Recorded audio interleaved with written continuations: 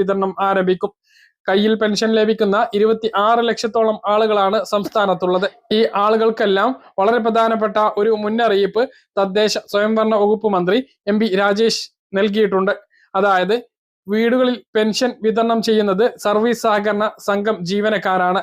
ഈ സർവീസ് സഹകരണ സംഘങ്ങൾക്ക് ഓരോ അംഗങ്ങൾക്കും വീട്ടിൽ പെൻഷൻ വിതരണം ചെയ്യുന്നതിന് 30 രൂപ ഇൻസെന്റീവ് നൽകുന്നുണ്ട്. ഈ ഇൻസെന്റീവ് 2 ഗഡുക്കൾ ഒരുമിച്ച് വിതരണം ചെയ്യുകയാണ് എങ്കിൽ ഒരു ഇൻസെന്റീവ് ആണ് നൽകുന്നത് എങ്കിലും ആ വിതരണം ചെയ്യുന്നതിന് ആവശ്യമായിട്ടുള്ള തുക സർക്കാർ തന്നെ അവർക്ക് നൽകുന്നുണ്ട്. അതുകൊണ്ട് തന്നെ പെൻഷൻ വാങ്ങുന്ന ഗുണഭോക്താക്കളാരും പെൻഷൻ വിതരണ ചെലവിലേക്ക് ഒരു ചില്ലി കാശ് പോലും നൽകേണ്ടതില്ല എന്നുള്ള അറിയിപ്പാണ് ഇപ്പോൾ മന്ത്രി നൽകിയിട്ടുള്ളത്. പല സ്ഥലങ്ങളിലും പെൻഷൻ ഗുണഭോക്താക്കളെ ചൂഷണം ചെയ്തുകൊണ്ട് വിതരണക്കാർ അവരുടെ കയ്യിൽ നിന്നും 100 രൂപയോ 200 രൂപയോ കൈപ്പറ്റുന്നുണ്ട് എന്ന വിവരങ്ങളുടെ